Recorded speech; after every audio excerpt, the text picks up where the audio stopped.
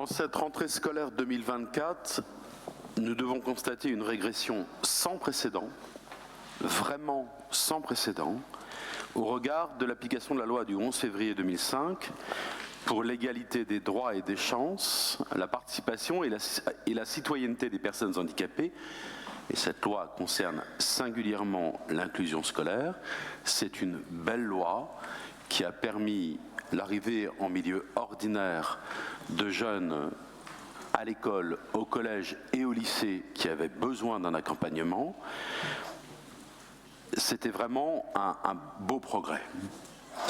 Qu'est-ce que nous constatons? 1. Le nombre d'enfants en situation de handicap bénéficiant d'une notification de la maison départementale des personnes handicapées et ne bénéficiant pas d'AESH, d'accompagnement d'élèves en situation de handicap, est aujourd'hui très important.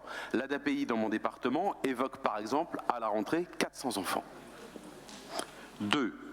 Jusqu'ici, les enfants faisaient l'objet d'une notification et se voyaient affecter un nombre d'heures d'accompagnement. C'était opposable.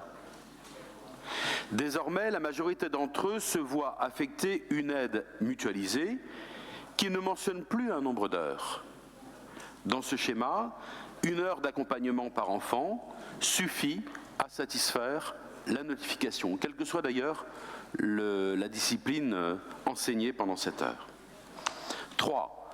Certains enfants nécessitant un accompagnement en établissement se voient maintenus en milieu ordinaire, faute de place en établissement, notamment en institut médico-éducatif. 4.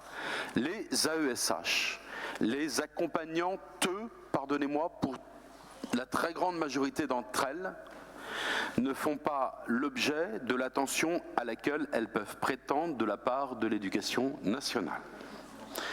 Certaines d'entre elles ont été affectées à plus de 6 enfants différents successivement depuis la rentrée scolaire. La dimension formation nécessaire à cette profession est négligée. Rendez-vous compte que vous passez d'une semaine à l'autre, à la rentrée, d'un jeune en situation de déficience visuelle à un jeune en situation d'autisme plus ou moins prononcé, de nature différente, à un autre jeune qui est en 10. Voilà, c'est la situation qu'elles vivent. Comment mener un accompagnement fructueux et efficace dans de telles conditions?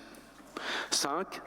Le rapport de la Cour des comptes sur l'inclusion scolaire des élèves en situation de handicap, qui a été publié le 16 septembre dernier, accuse presque les AESH en lycée d'empêcher la prise d'autonomie des jeunes en question. Il faut reprendre le texte. Comment encourager des personnes à s'engager dans de telles fonctions, fonctions de première ligne? Pardonnez-moi, c'est pas provoquant, mais Donc, je disais comment encourager des personnes à s'engager dans de telles fonctions, qui sont des fonctions de première ligne, qui sont des fonctions dans lesquelles, écoutez, on prend des coups moralement tous les jours, lorsqu'on fait peser de tels soupçons sur elles. Le Conseil régional, et c'est la proposition du vœu, demande à la nouvelle ministre déléguée en charge des personnes en situation de handicap d'agir concrètement et de proposer un plan permettant de retrouver l'esprit de la loi de 2005 en passant par 1. L'harmonisation entre les décisions des MDPH et le financement de l'accompagnement. 2. Une juste information des familles sur ce qu'elles peuvent attendre d'un accompagnement. 3. La professionnalisation du métier d'AESH afin que ce métier soit attractif, reconnu, valorisé. 4.